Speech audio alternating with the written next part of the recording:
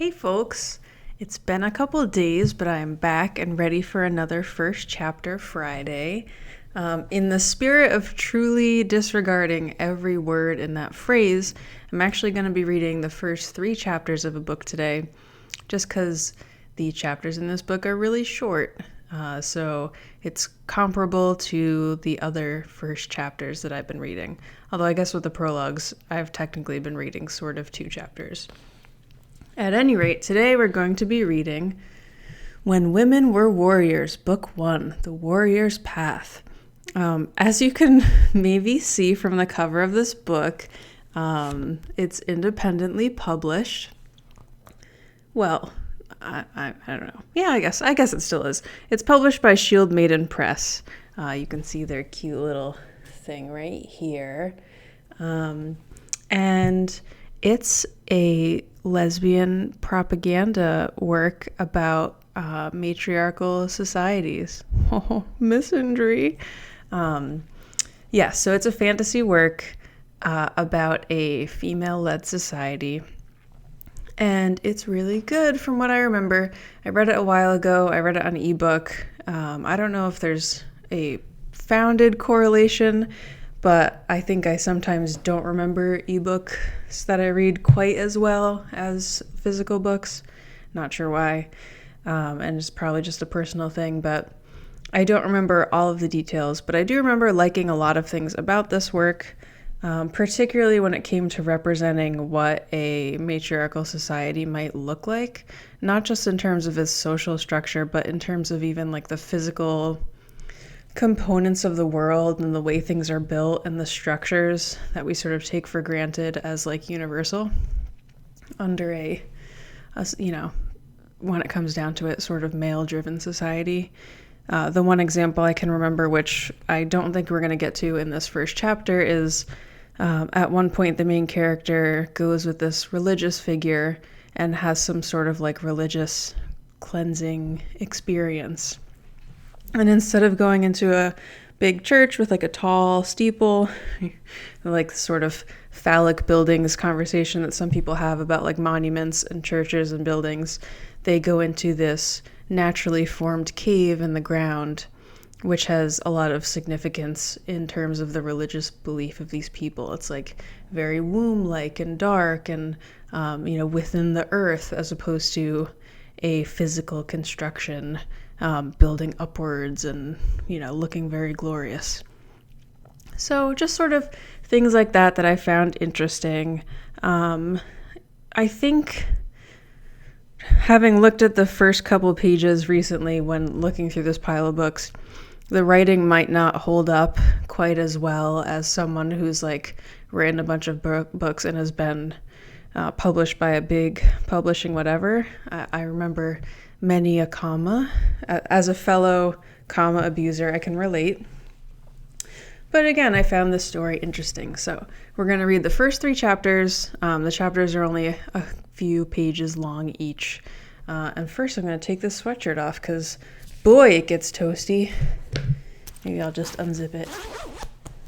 Ooh, oh my God. I'm wearing my audiobook shirt. It's perfect. Okay. So, Chapter 1, Marin's House. All the women of my family had gone to war. My mother's sisters, older than she, fought in the service of the Lady Abyssal in the last war against the northern tribes. Their mother served the lady's mother in wars told of in my grandmother's tales. As far back as our line remembered, our family and hers stood side by side. My mother, too, had served the lady. Too young to bear arms in the last war, from within the palisade where she trained to take her place among the warriors, she heard the clash of arms and the screams of the dying outside the walls. She witnessed her 3 sisters carried lifeless from the battlefield, leaving her, the youngest, to be her mother's heir. By the time she became a warrior, the tribes had made an uneasy peace, a peace that so far remained unbroken. No, it's taken off sweatshirt time. Reading the first paragraph really drove it home. Ugh, okay. Now my turn had come. In early springtime, when I was just 16, my mother took me to the house where she had won her shield so many years before. The Lady Abyssal, long dead, had left her house and lands along with her authority to her only daughter, Marin. More than ties of custom, the closest ties of friendship bound my mother and the Lady Marin.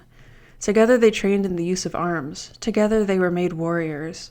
They remained shield friends, though my mother took a husband and returned to her mother's house.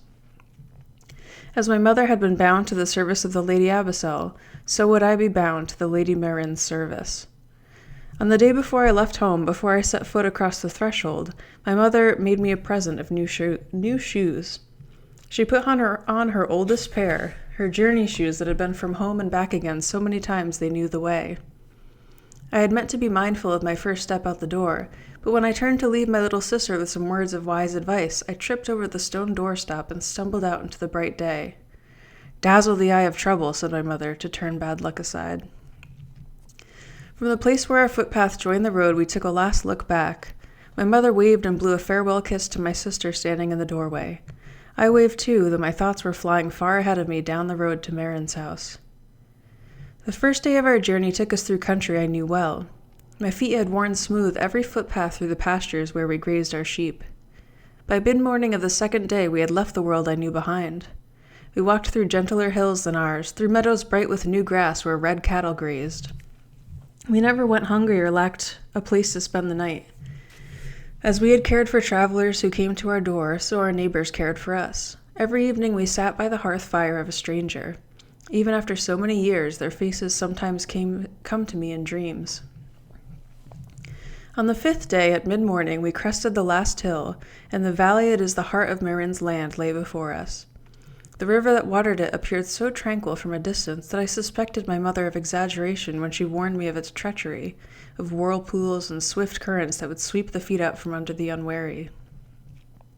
Actually, the writing's pretty good. I mean, it's probably harder to hear. There is a lot of comma happening, but it reads better than I remembered.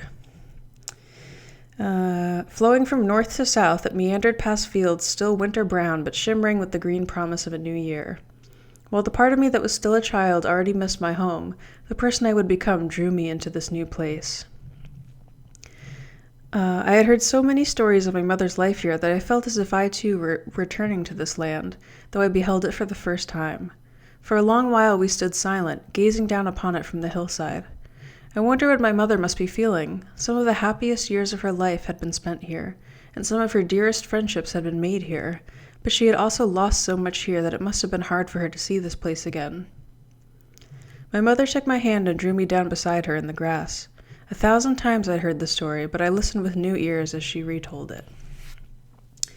So this is the story that she's telling. It's in fancy story font, which in this book is papyrus. So just imagine some sweet papyrus action happening. In ancient days, when only women were warriors, lived a queen whose lands were rich and whose people were content, and all under her protection lived in peace. One dark day, the queen's daughter, a young woman skilled in the hunt, rode out with her companions. All day they rode, past the time they should have turned for home, but they found no game, and the queen's daughter would not turn back. At last they saw a red deer at the edge of a wood, and they loosed their hounds to run it down. The queen's daughter, her hunting spear in hand, rode after it as it vanished among the trees. The wood belonged to a tribe with whom the queen had once been at war, although many years had passed since there had been strife between them. On that dark day, the son of the queen whose forest it was also hunted there. He saw the red deer bound from between the trees and sent his spear after it. The deer leaped aside, and the spear struck the woman who pursued it. Late that night, her companions brought her body home, tied across her horse's back where they should have tied the body of the deer. For 9 days the queen gave herself to grief. Then she prepared to ride against her neighbors, to take the blood that her daughter's blood demanded. On the morning of the 10th day, the queen armed herself and called together the warriors of her household. As they made ready to set out, a young woman rode alone into their midst. At first they thought she was one of their clan, come to ride with her queen, but no one knew her, and she bore no arms. She dismounted and approached the queen. She knelt as one of the queen's own warriors would do. When she rose, she lifted her cloak from around her shoulders, and by her clothing all could see that she was of the tribe that had taken the life of the queen's daughter. Her golden necklace marked her as the daughter of the queen against whom they prepared to ride. As swords were drawn all around her, the girl stood still, never taking her eyes from the queen. "I have come to replace the one you lost," she said.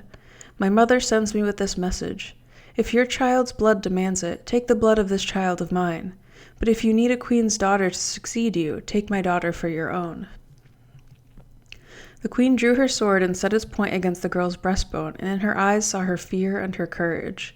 Seldom it happens that wisdom will conquer anger, or that grief will yield to compassion. But that day the queen's heart was satisfied. To spare another mother the grief she knew herself, the queen put away her sword and took the daughter of her enemy to be her own, and both tribes lived in safety and peace forever after.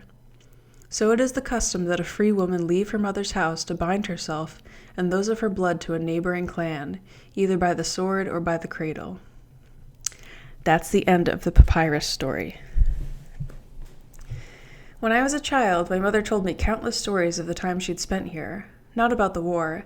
That was the one thing she wouldn't speak about unasked, and when I did find the courage to question her about it, her face grew so grim and her tone so solemn that I regretted asking. The tales she told were happy ones, of feasts and festivals, of youthful pranks and bold adventures. The land was just as she described it, a patchwork of rich fields beside the river and pasture on the hillsides. The farmers' cottages nestled protected between the hills, and trickles of smoke from their hearth fires sifted up through the thatch. A mist hid the land across the river. It was a rocky land, my mother said, no good for farming. On our side of the river, trees grew along the riverbank. Here and there on the open hillsides stood the sacred groves, each a temple to one or another of the powers of life and death. Ooh, sorry. I was drinking coffee mixed with rum chata in approximately equal parts, and my throat is just telling me all about it right now. It's so good, though. I highly recommend it. Where were we? My mother pointed to a group of timber buildings surrounded by a maze of earthworks atop a hill close by the river. "There is your new home," she said. All that day we walked, down the hill, then north along a footpath that followed the river's edge. From time to time we stopped to rest in the shade of trees just coming into leaf. We met no other travelers, only farmers working in their fields or children driving animals to pasture. The sun was setting as we climbed the hill to Marin's house. From the hillside where we sat that morning, the earthworks had appeared to be mere wrinkles in the earth. Now the embankments loomed high above our heads. Topped by a palisade whose jagged silhouette against the reddening sky looked like a giant's teeth, they formed a maze all around the hilltop. My mother bore no arms, and we passed unchallenged through the maze.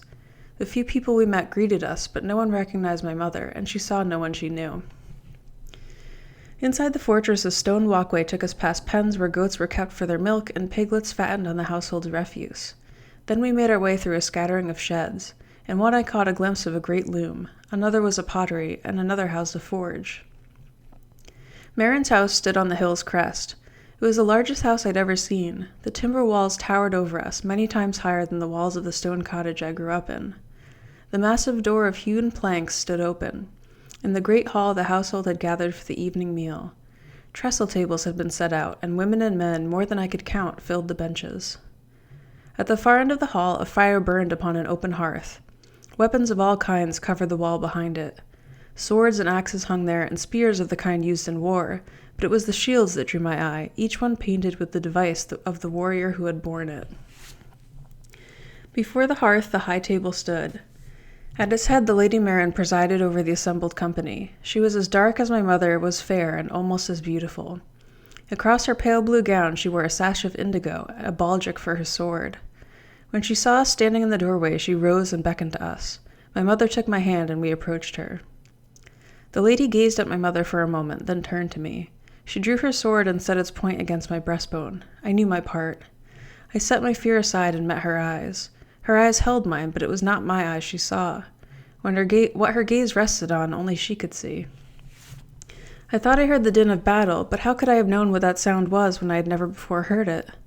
The smoke of burning homes and fields drifted before my eyes, and the smell of burning reached me on a sudden breeze. The lady put her sword away and smiled at me. The smoke vanished, and with it the smell of burning, and the only sound I heard was the voices of the people in the hall. A servant led me to a seat at another table, where I joined a group of girls my own age. They talked and laughed together, and bit by bit they drew me into their conversation. I learned that they were the companions. Each girl served one of the warriors. Many were apprenticed to their warriors and would become warriors themselves someday. "You won't be apprenticed," one girl told me. "You're too small." "My mother is a warrior," I replied, "and she's no bigger than I am." "Has she fought in battle?" the girl asked me. I had to admit that she had not. For a while I had been aware that I was being watched by the girl who sat across the table from me. She was long-boned and thin, and she would have been pretty if her expression were not so wary. If her expression were not so wary. That's that subjunctive that I'm talking about. She had not yet spoken to me. I caught her eye. "I am Tomras, daughter of Tomna," I told her. "Who are you?" "Sparrow," she said, and turned to talk to the girl sitting next to her. From time to time I glanced back at my mother, who sat beside the lady. She would spend the evening with her friend, and in the morning she would leave for home. It might be years before I saw her again. My first night in Marin's house, I found it hard to sleep. The other girls treated me with kindness. They found me some bedding and made a place for me in their sleeping loft, but I still felt like a stranger. There were more people here than I had ever seen together at once. How would I be able to remember them all? Everything about the place felt strange to me. Nights at home were quiet. Here there was a constant noise of people, moving, talking, coughing, sleeping. Cracking and creaking noises startled me, and the other girls laughed at me a little. They told me it was the timbers of the house settling against each other. Stone houses make no sound. Even the smells were unfamiliar. The heavy smell of roasting meat hung in the air. We seldom roasted meat at home. In Marin's house they set quarters of beef over open fires, and the fat fell uncollected into the flames. Other smells tumbled together. Wood smoke and the sap that oozed from the timbers, the dusty straw strewn upon the floor downstairs, the animals in the pens outside, and other things I didn't recognize. I tried to remember how I felt at home when I was looking forward to seeing someplace new. Everything there was so familiar that I longed for something different. Now I longed for just one familiar thing. I felt like a bird, caged all its life, set free by an open window and cowering upon the windowsill. So that was chapter 1, which, I guess would be a fine first chapter to leave it at. It kind of does introduce things a little more than I thought it did, just by glancing at it. But there's some more going on, and I think the first 3 chapters start to get into it. So we're going to boldly go forward to chapter 2, which is titled Companion. After I finish burping up more rum chata, I'm so sorry. I'm a mess. All right, chapter 2. In the morning, the Lady Marin sent a servant to bring me to her private chamber. Then I learned that what I had been told the night before was true. I would not be trained in the use of arms. Instead, the lady made me the companion of a warrior, a woman who had been in the household only a short time. Though I tried to hide my disappointment, the lady understood what I was feeling. I was the first daughter of my house. The blood of warriors ran in my veins, and a warrior's place was my inheritance. For the time being, the lady told me, you can serve me best by doing what I asked. You have the right to refuse, but I hope you will stay with us. Your mother handled weapons well despite her size. One day you may be strong enough to inherit her sword. So she didn't take my hope away from me, and I stayed with her. The companion's loft was just a platform over the end of the great hall farthest from the hearth. It had no walls, only a railing to keep us from toppling over the side. The warriors slept upstairs, above the kitchen, each in her own tiny room partitioned off from the others by flimsy walls of wattle. One of the companions showed me to my warrior's room. She rapped on the doorpost. I guess that's just the side of a door frame. Anyway, before we heard an answer, she gave me a furtive look, then turned and fled back down the stairs. When there was still no answer to her knock, I pulled aside the curtain covering the doorway and went in. My warrior was sitting cross-legged on her bed, the only piece of furniture in the room except for a small chest beside it. The morning light streamed in through the window and fell across her hands as she mended an old pair of boots. She looked up at me. "I'm your companion," I said. "I don't want a companion," she replied. She glared at me with dark and angry eyes until I couldn't meet them anymore. When I looked away, she resumed her mending and paid me no more attention. I felt like running out the door, but my feet refused to move. I stood silent before her as if turned to stone. After a little while, my curiosity overcame my fear. There was something odd about her. I couldn't think what it was. I had had only one brief glimpse of her. Now the dark hair that tumbled loose over her shoulders fell forward and hid her face as she looked down at her work. Her dark eyes were all I could remember. There was nothing unusual about her clothing. She wore a linen shirt the color of walnuts. Her trousers, like my own, were made of wool and dyed a darker brown. Her leather armor hung from a peg beside her bed, along with a sword in its scabbard and a shield, which bore no device. She didn't speak again. When the boots were mended, she put them on. Then she took her armor from the peg, slipped it on, and buckled it. By the time it occurred to me to help her, it was too late. She pushed past me and was out the door so quickly I had to run to catch her as she went down the stairs and through the great hall. Once outdoors, she turned to face me. Though her eyes were no longer angry, they warned me not to follow her. She turned and strode away. I followed her anyway, but at a cautious distance, as she crossed the yard and threaded her way through the maze of earthworks. Outside the palisade, I stopped and watched her walk down the hill until she disappeared behind a stand of trees. By the time my first day in Marin's house was over, I was glad to see the end of it. The other girls told me I would soon get used to life here, but that the first few days are always hard, but I feared I might be many days before I felt at home. Most of the companions came from households as large as this one. Just a few grew up in tiny villages like mine. As I listened to the talk in the companions' loft that evening, I began to understand how different this place was from the only other place I knew. Villages in the hill country have little to tempt thieves. Here there were raids against the farms, grain and cattle stolen, border skirmishes. I had heard tales of war all my life, but I didn't realize that, even in a time of peace, there would be so much fighting. The warriors proved their value constantly. Without them, all that the land yielded would be taken from us. Without them, other tribes would take the land itself. Aside from the servants, everyone living in Marin's house was either a warrior or the companion of a warrior. The lady kept the old traditions. Only women lived in this house. The men lived in a smaller house close by. They took their meals here and had the freedom of the great hall, but the rest of the house was forbidden to them. The old women lived here too. They had been warriors once. Now, as members of the council, they served the lady with wisdom instead of weapons. I was afraid to tell the other companions that my warrior had refused me, but they already knew. They had expected it. They said I should just go about my work and pay her no attention. How could anyone pay her no attention? Because she's so beautiful, and they're going to have such a wild romance, and it's going to be great. Early the next morning, I went to my warrior's room only to find her gone, so I did as the companions had suggested and looked around for things to do. I swept the floor and aired the bedding. I emptied the slop jar. I filled the lamp with oil and trimmed the wick. I found some dirty clothing, a few worn woolen shirts, and a pair of woolen trousers, and took them downstairs to wash them. Late that afternoon, when I returned them to my warrior clean and dry, she accepted them without a word. There was nothing else to do, so I returned to my place in the companion's loft. My heart was sore, and I had hoped to be alone there for a while, but I found Sparrow waiting for me.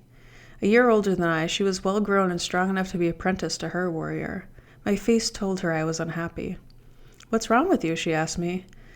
"I will be the first of my family without a shield," I said, "and my warrior has no need of me. If there's no place for me here, I might as well go home.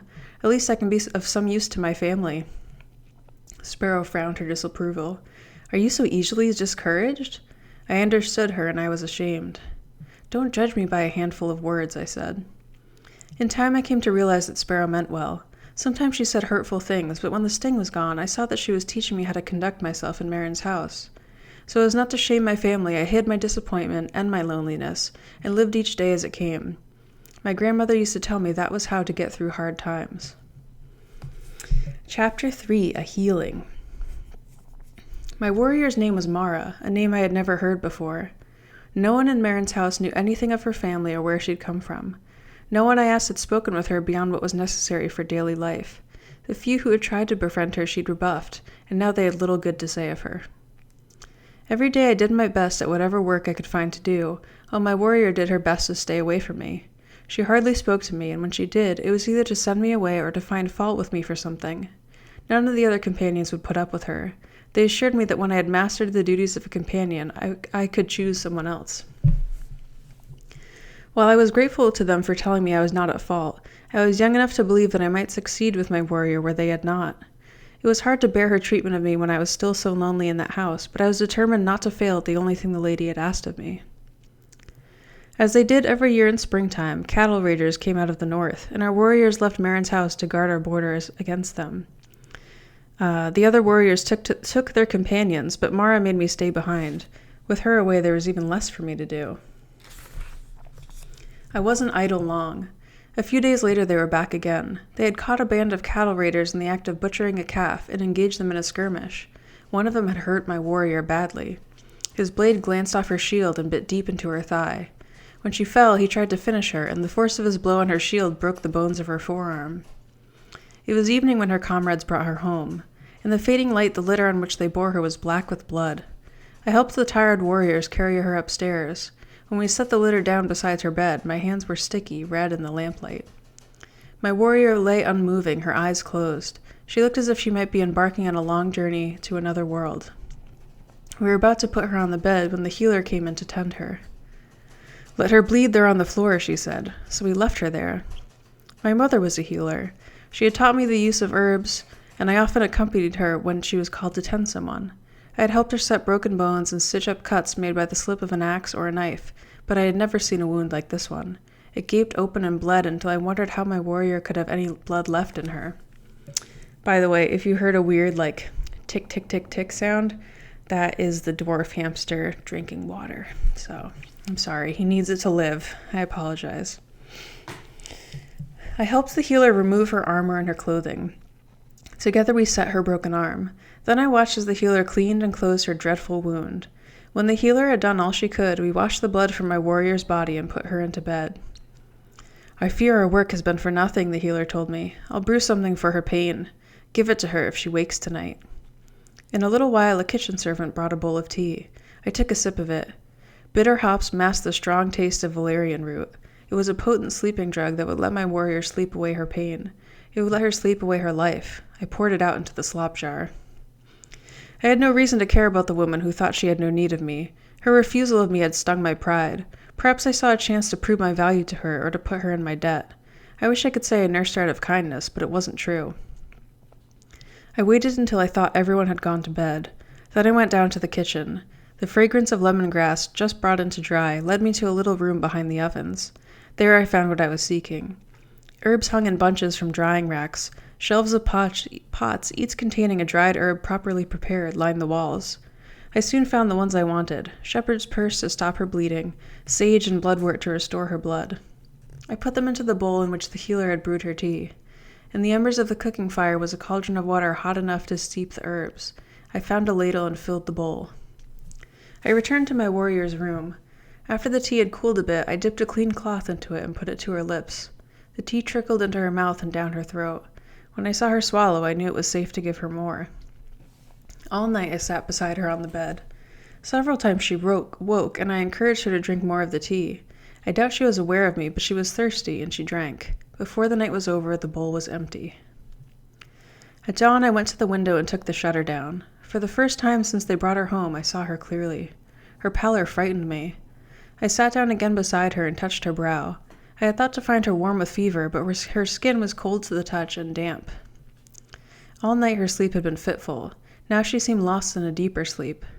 Whether it was a healing sleep or the approach of death, I couldn't tell, but I had done all I knew how to do. I curled up at her feet and fell asleep.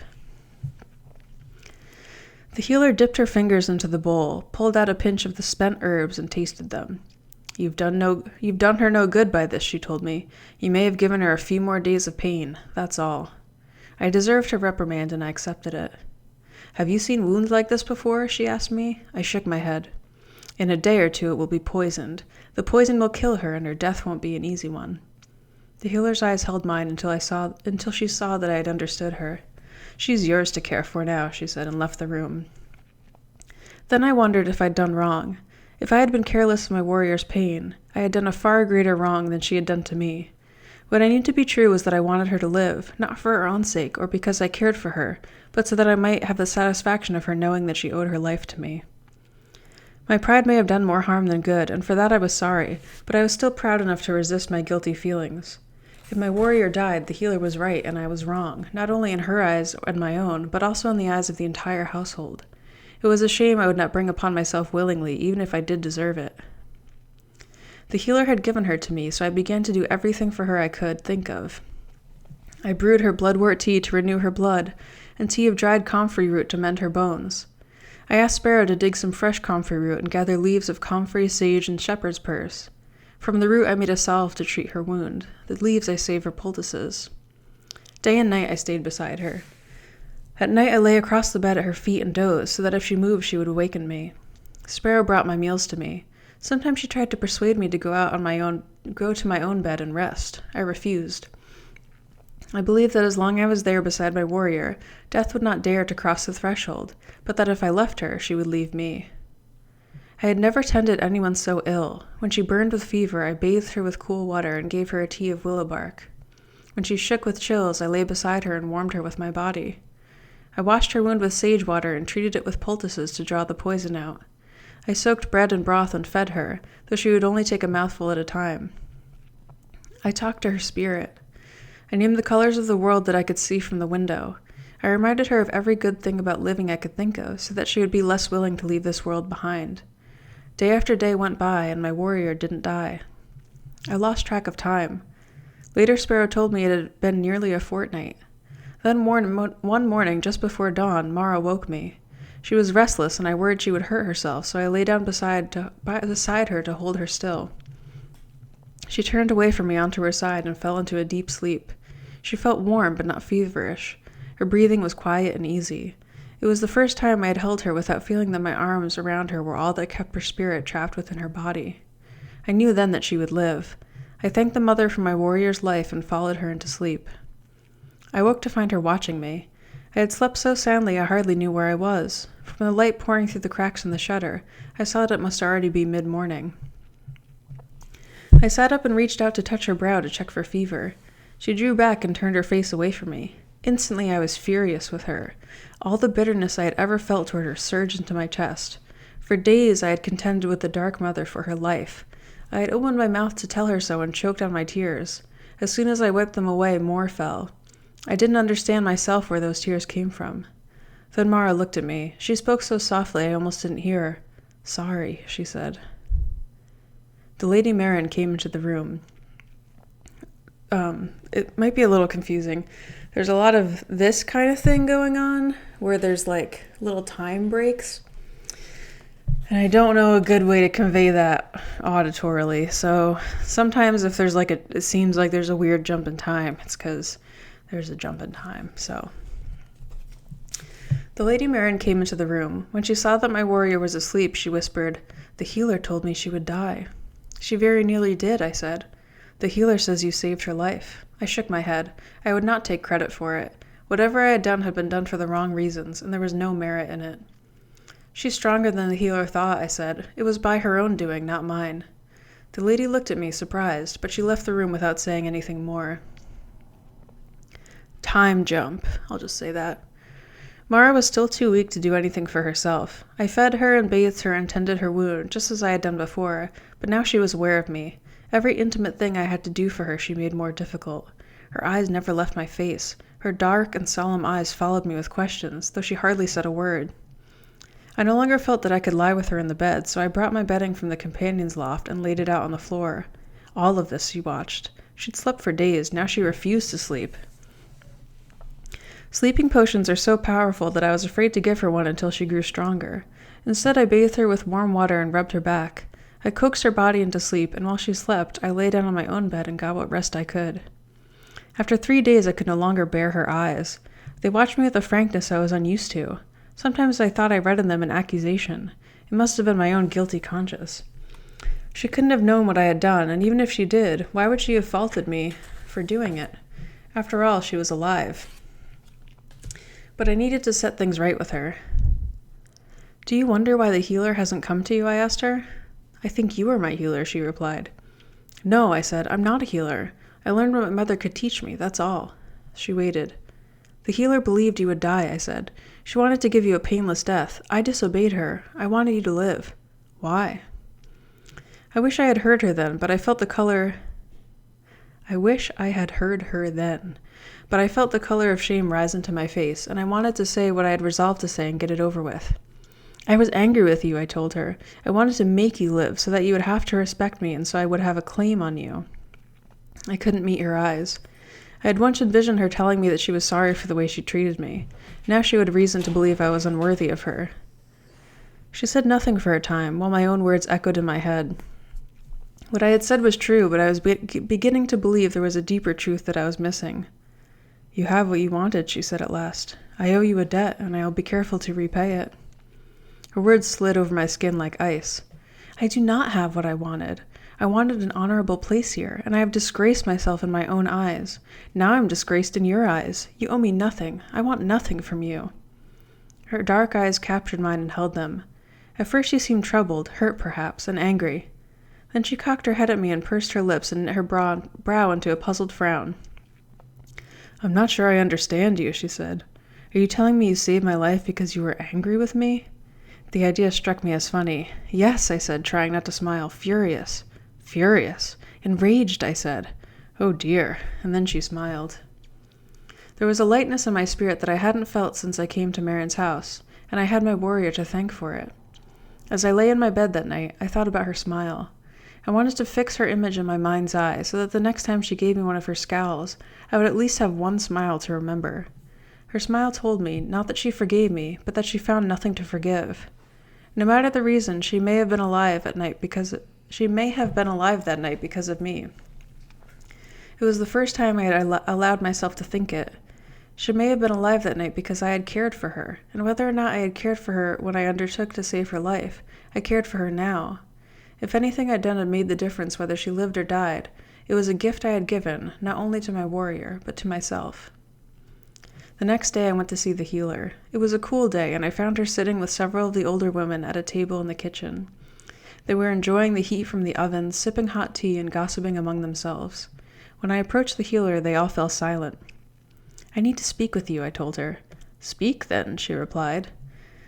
The others started to get up, but I asked them to stay and hear me. They must know what I had done, and I wanted them to hear me try and make amends for it. I disobeyed you, I said to the healer. I was wrong to do that. Even though my warrior didn't die, what I did was no less wrong. The healer looked around at the others. What do you think? She asked them. They stared back at her with blank faces. I think, the healer said, and drummed her fingers on the table. I think she should be wrong more often. One of the women chuckled at that, then another, and soon they were all laughing. Though I didn't find it funny, I was glad to know I hadn't made an enemy. That evening the healer came to my warrior's room and examined her. She's healing well, she said. She turned to meet my eyes. Now I think you understand what it is to take a life into your care. So, that was the first 3 chapters. The chapters are very short, like I said. So if you want to read a little more and see what you think of it, I recommend it because even though I don't remember all of the details, I remember really enjoying this series. This is book 1. There's 3 books. It's like a complete trilogy. They're pretty quick reads. This is like a big format, just because a lot of independently published books are. But they're quick reads. They're pretty thin, and they're very good. Yeah, you get to see more of like the battling, and there is a romance that develops between Mara and Tom Russ. But what I really appreciate seeing, I really like the romance plot too, it's good, but what I like the most, I think, is the ways the society works, and you do see a lot more of that. Just the little like structures and organizations and how all of these people view themselves as part of the lady's house. It's all very cool. So yes, I wholeheartedly recommend you checking this one out. I read it on Kindle first years ago. It's very easy to get on audiobook.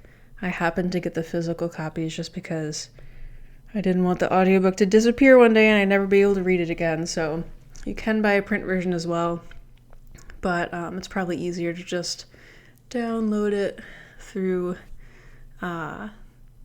Kindle or something like that.